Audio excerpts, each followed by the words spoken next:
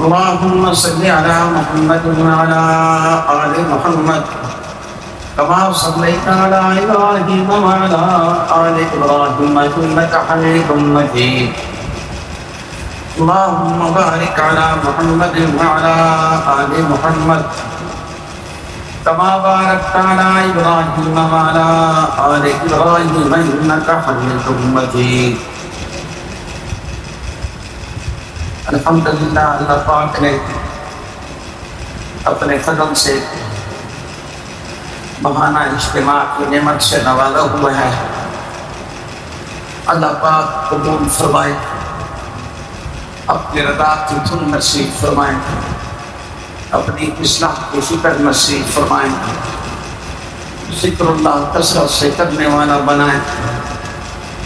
اللہ پاک اپنی ذات کے ساتھ انس کا تعلق نصیب فرمائیں، آمین یا رب العالمین۔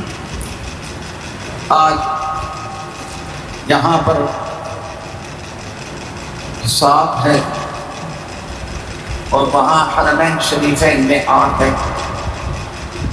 اور کل اسلام کا ایک تکمیلی رکن حج ادا کیا جائے گا۔ لاکھوں فرزندان توحید اس وقت مینا میں پہنچ چکے ہیں، ایک بڑی تعداد رفاقے بھی پہنچ چکی ہے۔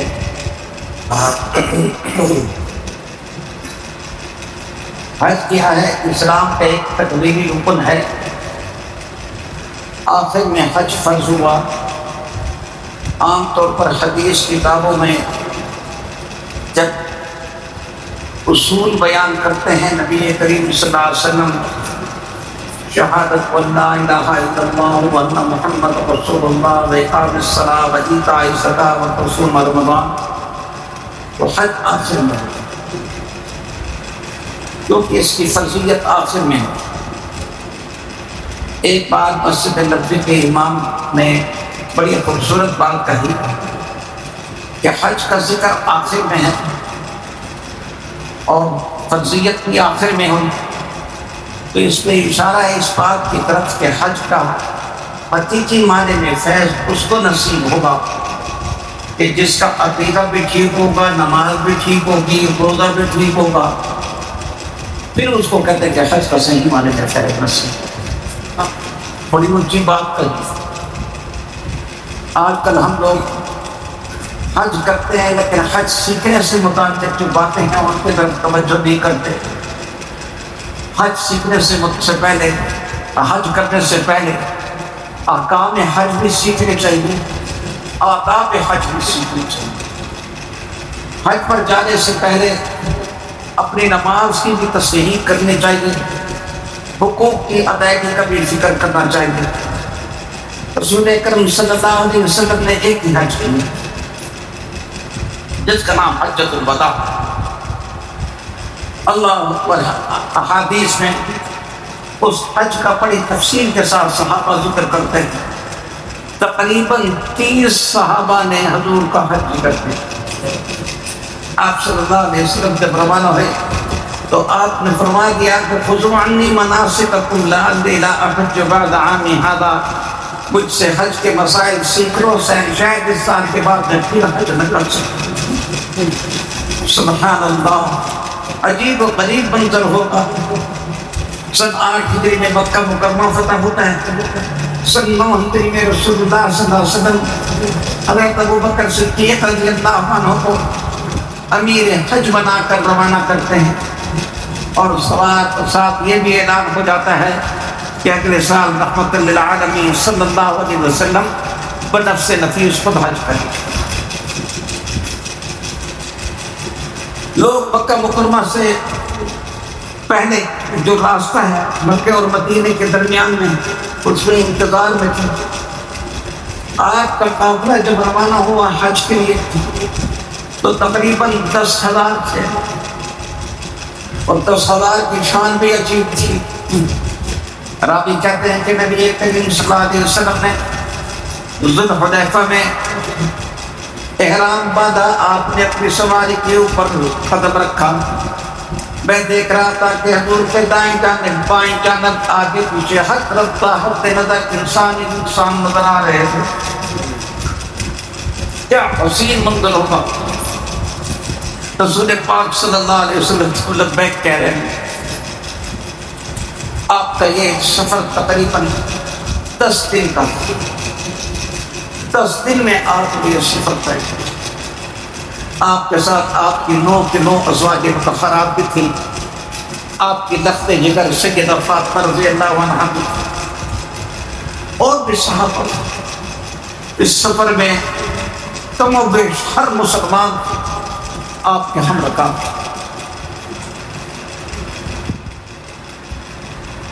آپ صلی اللہ علیہ وسلم 4 ذوالقعدہ کو پہنچے, 4 ذوالحجہ کو پہنچے مکہ مکرمہ. پھر 8 کو آپ منا میں گئے, 9 کو آپ عرفات میں گئے. آپ نے عرفات میں بھی خطبہ ارشاد فرمایا, آپ نے منا میں بھی خطبہ ارشاد فرمایا.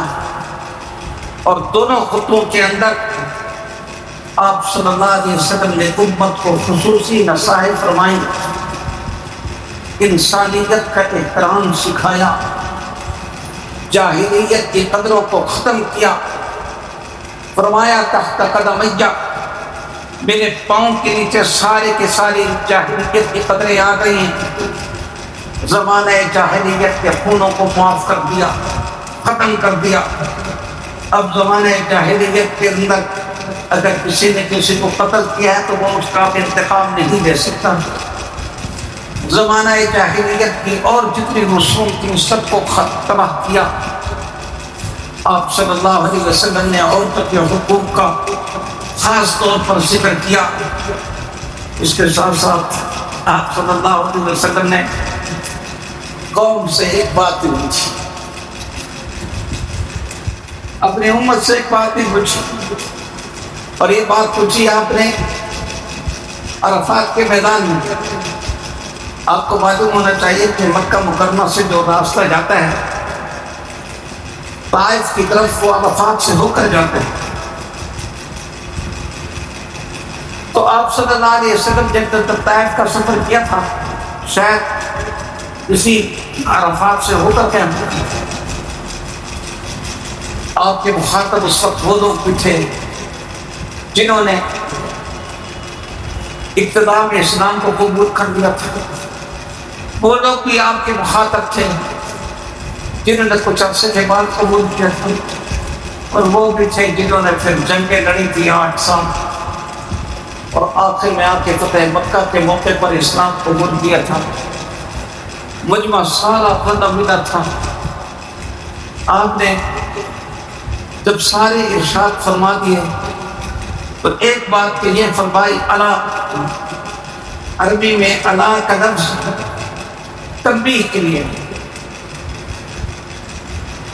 ان دماءکم, تمہارے خون, تمہارے مال, تمہاری عزتیں, حرام علیکم, تمہارے لیے محترم ہے. کوئی کسی کی عزت پر حملہ نہ کرے, جان پر حملہ نہ کرے, مال پر حملہ نہ کرے. وہ کیسے محترم ہے؟ کحرمت یومکم ھذا فی شہرکم ھذا فی بلدکم ھذا, جیسے کہ یہ دن محترم ہے, جیسا کہ یہ مہینہ محترم ہے, جیسا کہ یہ شہر محترم ہے, ایسی مسلمان کی عزت محترم ہے. میرا بھائی, آج ہم ذرا سوچیں حضور کے اس ارشاد کو. آج ملک میں کتنی بدامنی ہے. مسلمان کے خون کا پیاسا بنا پھرتا ہے, مسلمان کی عزت کو اچھال رہا ہے. لیکن جس نبی کے کلمہ کو ہیں ان کی کیا ہم کو نصیحت ہے. ایام حج میں آپ صلی اللہ علیہ وسلم رات کو کعبۃ اللہ جایا کرتے تھے زیارت کے لیے. راوی کہتے ہیں دن کعبہ کو دیکھا حضور نے, اور دیکھ کر فرماتے ہیں, اے کعبہ تو کتنا حسین ہے. حدیث کا مفہوم بیان کر رہا ہوں. تو کتنا پاکیزہ ہے, اور تیری فضا کتنی پاکیزہ ہے. لیکن مومن کا دل اللہ کے نزدیک تجھ سے زیادہ محترم ہے. میں خاص طور پر یہ حدیث اس لیے سنا رہا ہوں کہ آج نہ خونی رشتوں کا احترام ہے، نہ کلمے کی نسبت کا احترام۔ ہماری کسی سے لڑائی ہو جائے، کسی سے رنجش ہو جائے، ختم ہونے میں نہیں آتی، سال ہاں سال چلتی ہے اور کبھی نسلوں میں بھی چلتی ہے۔ یہ بڑی غلط بات ہے۔ خونی رشتوں کا بھی احترام ہو، کلمہ طیبہ کی نسبت کا بھی احترام۔ ہمارے تبلیغی جماعت والے کہتے ہیں کہ نمبر ہے ان کا اکرام مسلم، میں کہا کرتا ہوں اکرام کلمہ، وہ کلمے کی نسبت سے ایک دوسرے کا احترام ہے۔ آپ صلی اللہ علیہ وسلم نے جب ساری نصائح کر دی، آخر میں ایک بات ارشاد فرمایا، ایک سوال کیا، اور سوال میں بڑی معنویت ہے۔ فرمایا الا هل بلغت، بھلا بتاؤ تو صحیح کیا میں نے تم کو دین کا پیغام پہنچا نہیں دیا؟ اللہ اکبر، میں نے دین کا پیغام پہنچا نہیں دیا؟ تم نے مجھے وطن سے نکالا، تم نے میرے ساتھ جنگیں کی، میری زندگی میں وہ بھی مرحلہ آیا کہ رب کریم نے میرے پاس فرشتے بھیجے کہ آپ حکم دیں تو ساری قوم کو تباہ کر دیں۔ میں نے کہا نہیں، یہ مسلمان نہیں ہوئے تو کوئی عجب نہیں کہ ان کی نسلیں مسلمان ہو جائیں۔ ذرا بتاؤ تو صحیح، میں نے تم تک پہنچایا یا نہیں پہنچایا؟ اصولی طور پر اس کا جواب یہ تھا نعم بنا، لیکن حدیثوں میں بلا نام نہیں، احادیث میں ہے قد بلغت الرسالہ وأديت الأمانة ونصحت الأمة۔ یا رسول اللہ بے شک آپ نے رسالت کا پیغام پہنچا دیا، یا رسول اللہ آپ نے امانت ادا کر دی جو اللہ نے آپ کو امانت دی تھی سارے اختراع میں۔ یا رسول اللہ آپ نے اس ادائیگی امانت میں امت کی خیر خواہی کو ہمیشہ سامنے رکھا۔ آپ نے جب یہ گونج سنی اس مجمع سے جن کی تعداد 1 لاکھ سے زیادہ ہے، مرد بھی ہیں، عورتیں بھی ہیں، بچے بھی ہیں، بوڑھے بھی ہیں، مختلف قبائل کے لوگ ہیں، کم و بیش اس وقت یہ امت محمدیہ یہ ساری کی ساری ہے۔ آپ نے اس وقت آسمان کی طرف انگلی اٹھائی۔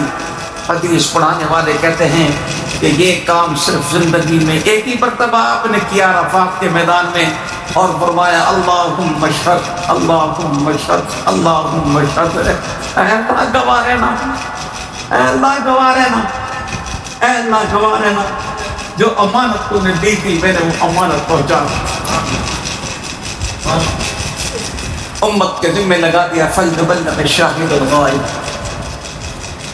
جو حاضر ہے وہ غائب کو پہنچا دے، یہ پیغام پہنچا دے۔ آپ صلی اللہ علیہ وسلم اس کے بعد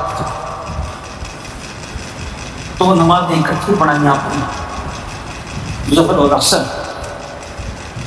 آپ نے جن کو اللہ پاک نے عرفات کے میدان کی حاضری دی ہے نصیب فرمائی ہے، اور عرفات کے میدان کی حاضری والے جانتے ہیں کہ وہاں پر ایک پہاڑ ہے جس کا نام ہے جبل رحمت، اس کے دامن میں حضور گئے اور دعا مانگنا شروع کی۔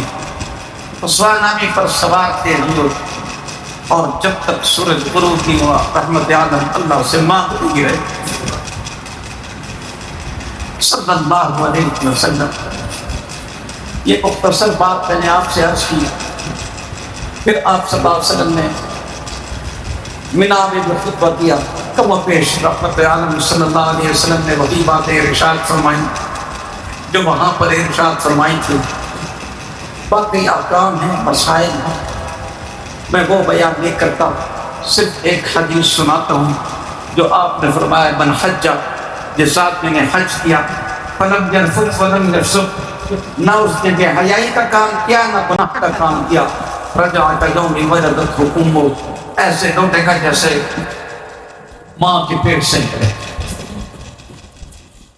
حج کی قبولیت کی نشانی تھی۔ ہمارے حضرت اقدس نبی اللہ مرکز فرماتے تھے کہ اگر حج قبول ہو جائے تو آدمی کم از کم 400 آدمیوں کی ہدایت کا ذریعہ بنتا ہے، اور اگر خدا نخواستہ کس کا حج اللہ قبول نہ کرے اور مردود ہو جائے تو وہ 400 آدمیوں کو قبول نہیں کرتا۔ حج کا معاملہ بڑا نازک ہے۔ آدمی جب لبیک پڑتا ہے، آدمی کا جو دل ہے وہ موم بن جاتا ہے۔ موم کا گدا بنا دو یا مسجد بنا دو، جو اعمال کرتا ہے زندگی بھر کے لیے مختلف ہوتی ہے، اچھے کرے تو برے کرے تو۔ آپ صلی اللہ علیہ وسلم نے ذی الحجہ میں حج ادا کیا۔ محرم اور سفر دو مہینے گزرے، اور پھر ربیع الاول کے آخر میں پردہ فرما لیا، اس دنیا سے تشریف لے گئے۔ حج سیکھنا چاہیے، حج کے آداب بھی سیکھنے چاہیے۔ قرآن کریم نے حج کے آداب میں فرمایا فلا رفث ولا فسوق ولا جدال فی الحج، نہ بے حیائی کی بات، نہ گناہ کی بات، نہ لڑائی جھگڑا جو حج، ولا جدال فی الحج، حج میں لڑائی جھگڑا نہیں۔ آدمی کو غصہ ہوتا تھا۔ ایک دفعہ ایک ڈاکٹر نے مجھے کہا کہ یہاں پر 80% جو ہے نا تقریباً یہ بلڈ پریشر کے مریض وہ بن جاتے ہیں۔ ملک نیا، راستے نئے، ہر چیز نئی، آدمی کو غصہ خود بخود آتا ہے۔ لیکن جب آدمی نے حج سیکھا ہوا ہوتا ہے اور یہ کہتا ہے کہ میں تو دھکے کھانے جا رہا ہوں، میں تو اپنے رب کو بنانے جا رہا ہوں، بس پھر آدمی کو ان چیزوں کا خیال نہیں ہوتا کہ کیا ہو رہا ہے کیا نہیں ہو رہا۔ پھر آدمی کے پیش نظر ایک ہی چیز ہوتی ہے کہ میرا رب مجھ سے راضی نہیں ہے۔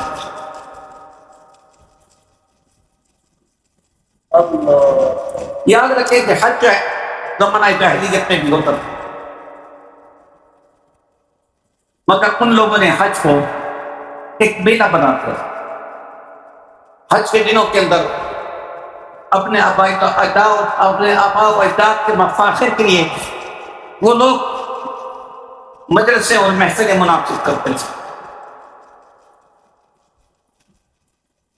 قرآن کریم نے ان کو نصیحت کی فَإِذَا قَضَيْتُم مَّنَاسِكَكُمْ، جب اللہ کے احکام کو، حج کے احکام کو ادا کر لو، اب تم اللہ کو یاد کیا کرو۔ اپنے آباء و اجداد کے مفاخر کو چھوڑو کہ وہ کیا تھے، اور اللہ کو اس سے بڑھ کر یاد کرو جس طریقے سے اپنے آباء و اجداد کے مفاخر بیان کیا کرتے تھے، اور اپنے رب سے آخرت بھی مانگو، اپنے رب سے دنیا بھی مانگو۔ حج تو ایک لمبی چیز ہے، ایک چیز سیکھنے کی ہے۔ ہر آدمی کو چاہیے کہ ہر حج سیکھتا رہے۔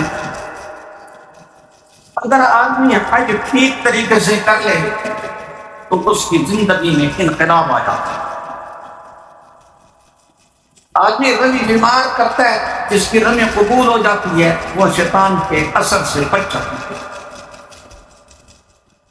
حج کوئی معمولی چیز ہے، لیکن حج سیکھ کے کرے، حج عاشقانہ انداز میں کرے۔ اللہ کے دربار میں جا رہا ہوں، اللہ کو بنانے کے لیے جا رہا ہوں، اور اللہ سے آخرت بھی مانگے، دنیا کی حاجات میں ہیں وہ بھی اللہ سے مانگے۔ انہی ایام حج میں ایک حکم ہے جو صرف حاجی کے لیے نہیں بلکہ ساری دنیا کے لوگوں کے لیے ہے، اور اس کا نام ہے قربانی۔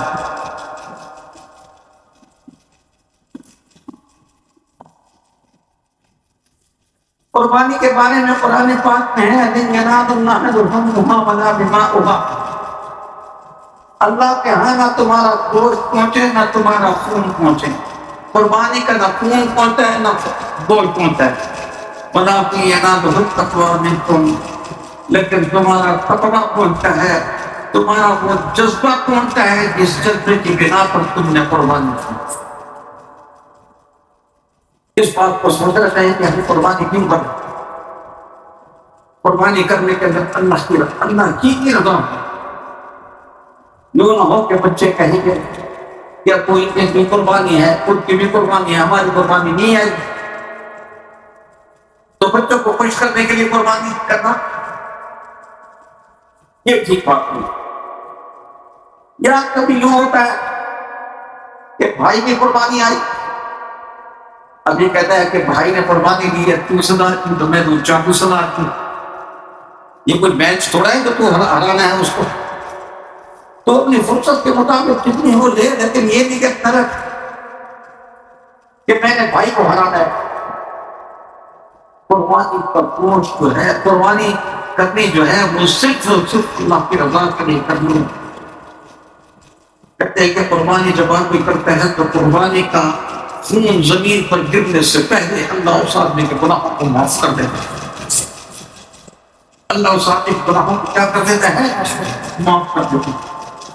اسی طرح یہ بات بھی سمجھے کہ قربانی کے جانور کے جتنے بال ہوتے ہیں یا اس کی روئی ہیں، جس طریقے سے چھترا ہوتا ہے یا دبا ہوتا ہے، اللہ پاک اس کو کتنے گناہوں کو معاف فرماتے ہیں۔ اس واسطے اس نیت سے قربانی کی کہ اللہ کی طرف سے مجھے اجر عظیم ملے گا،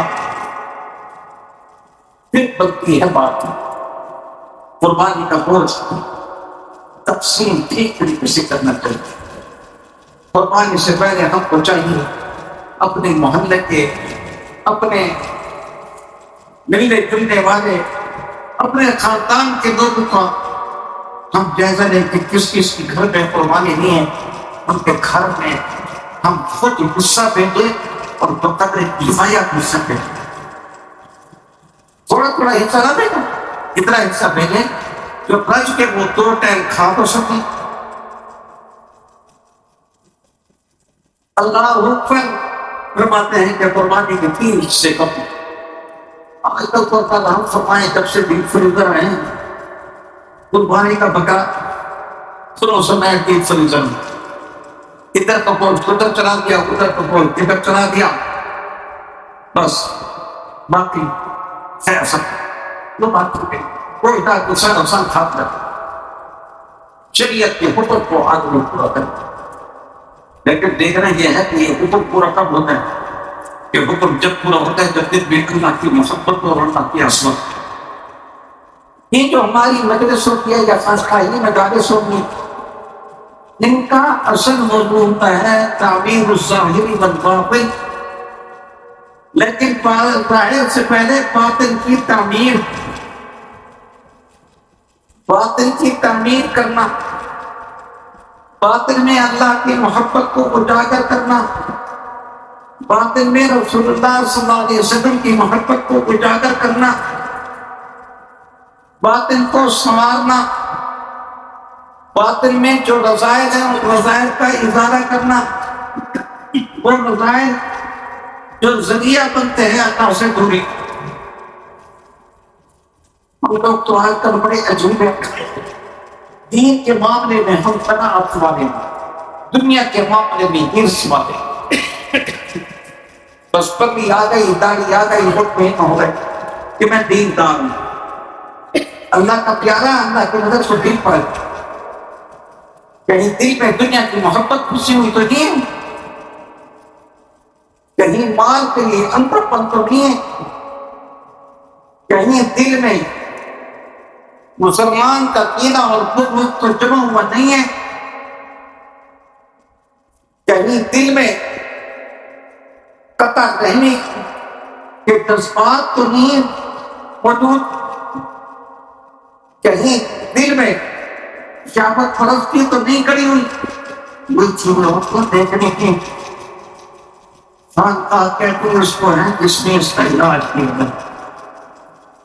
دل جب ہوتا ہے کہ آدمی کو شیخ سے محبت ہو، شیخ کو صحبت ہو، ذکر کرے، حال دے، اور جو حال کے بعد وہ انجاب فرمائیں اس کے بعد بنتی، مگر اصل اصول چیز یاد رکھنا صحبت، صحبت کے بغیر کچھ نہیں، صحبت بھی ہو پھر ذکر بھی، ہمارا سلسلہ چشتیہ بھی ہے، نقشبندیہ بھی ہے۔ آج کل زیادہ تر ذکر نقشبندی کا ہے۔ نقشبندی سلسلہ شاہی سلسلہ، اس میں تھکاوٹ نہیں ہوتی۔ آدمی بیٹھے غسل کا تھوڑی سی توجہ کرے قلب کی طرف، پھر اللہ اللہ شروع کر دیا کرتا ہے تو ہوتا ہے، تھکنے کا نام نہیں ہے۔ اللہ نے 10 بار 50 بار کر بیٹھے نہیں تھکے گا۔ اس واسطے اس سلسلے کی قدر کرنی چاہیے۔ پھر میں تھوڑا سا طریقہ بھی آپ کو سمجھا دوں، بتا دوں۔ ایک ہوتے ہیں جن کو ہم اسوات دیتے ہیں، جو کہ ان کے ساتھ خاص ہے۔ ایک ہوتا ہے عمومی مراقبہ۔ اصل جو مسئلہ ہے، اصل مسئلہ یہ ہے کہ ہمارے دلوں پر شیطان کے وساوس کا بے حد ہجوم ہے۔ حالات کے ساتھ نماز کے کھڑے ہوتے ہیں، ہجوم ختم نہیں ہوتا، اور نیکی کے کام کرتے ہیں، ہجوم ختم نہیں ہوتا۔ اس ہجوم کو ختم کرنے کے لیے طریقے بزرگوں نے ارشاد فرمائے ہیں۔ ایک طریقہ مراقبہ ہے۔ مراقبہ کیا ہے؟ مراقبہ یہ ہے کہ آپ کو تصور کرے بیٹھ جائے کہ اللہ کی طرف سے رحمت آ رہی ہے، اللہ کی طرف سے رحمت آ رہی ہے، اور میرے مرشد کے دل سے میرے دل میں آ رہی ہے۔ اور ادھر تصور، کسی کے دل میں اگر یہ تصور نہ پختہ ہو سکے تو اتنا ہی کر لے کہ جس طرح میں بیٹھتا ہوں اس کے اندر غسل خانے میں، اوپر سے ٹوٹی ہوتی ہے اور پانی آتا ہے سیدھا میرے یہاں پر اور میرے اندر میرے اوپر گر رہا ہوتا ہے، اسی طرح میرے اوپر اللہ کی رحمت آ رہی ہے اور میرے دل کے اندر وہ رحمت جا رہی ہے، میرے دل کے اندر فیض جا رہے ہیں۔ لیکن ساری بات سمجھنی بھی چاہیے، کیونکہ یہ علاج ہے۔ نقشبندی حضرات کہتے ہیں تصور یہ کرے کہ حضور اکرم صلی اللہ علیہ وسلم کے قلب اطہر پر رحمت نازل ہو رہی ہے، حضور کے واسطے سے آ رہی ہے میرے مرشد کے دل میں، میرے مرشد کے دل سے آ رہی ہے میرے دل میں۔ یہ تصور کرنا ہو کس سے؟ حدیث میں آتا ہے نہ ظن عبدی بھی، میں اپنے بندے کے ساتھ ویسے ہی معاملہ کرتا ہوں جیسے بندہ میرے ساتھ گمان کرتا ہے۔ جب بندہ یہ گمان کرتا ہے کہ اللہ میرے اوپر رحمت بھیج رہے ہیں تو اللہ تعالیٰ رحمت بھیجتے ہیں، اور جو بیٹھتے ہیں وہ محسوس کرتے ہیں کہ ہم کو رحمت محسوس ہو رہی ہے۔ بس تصور کر لیا، آنکھ بند کر کے بیٹھ گئے، کم از کم 15-20 منٹ گزارا یہ تصور کہ آ رہی ہے اور دل کے اندر ایک سب رحمت آ رہی ہے۔ اس سے کیا ہوگا؟ اس سے سب سے بڑا کام یہ ہوگا کہ یہ جو وساوس کا ہجوم ہے، اس ہجوم سے جات میں نشر ہو جائے۔ ایک دن کا کام نہیں ہے، لمبا کام ہے۔ حضرت رحمت اللہ علیہ فرمایا کرتے تھے کاکا بناوا پھر سفر دی دوڑے کہاں تک ٹپک کر سکتی تھی، بسیار سفر باید تا پخت شفت تھام، بسیار سفر باید تا پخت شفت تھام۔ اس واسطے اللہ کے پیارے ذرا ہمت کریں، تھوڑا سا وقت نکالیں، بس آنکھیں بند کر کے بیٹھ گیا، تصور کیا اللہ کی رحمت آ رہی ہے، آ رہی ہے، آ رہی ہے، آ رہی ہے۔ ہم نے محسوس کیا کہ کئی ساتھی مراقبے میں ادھر ادھر متوجہ ہو جاتے ہیں۔ اب ترتیب بھی سن لو ہمارے ذکر کی مجلس کی۔ پہلے آپ ایک تسبیح ایسا ایسا پڑھیں گے، لا الہ الا اللہ محمد رسول اللہ، محمد رسول اللہ تھوڑی دور دیکھو، لیکن اتنی دھیمی ہو کہ جس طرح نماز پڑھتے ہیں نا، تو نماز پڑھتے ہیں تو ساتھ ساتھ کھڑے ہوتے ہیں تو ایک دوسرے کو سنتے نہیں۔ ذکر جہری نہیں ہے نقشبندی سلسلے میں، لیکن ذکر لسانی ہے، ذکر لسانی ہے۔ اس واسطے تھوڑی دیر تسبیح پڑھیں، پھر اس کے بعد مراقبہ کرنا، اور تصور یہ کیا کہ اللہ کی طرف سے رحمت آ رہی ہے میرے دل۔ اور لطیفہ قلب کہاں ہے؟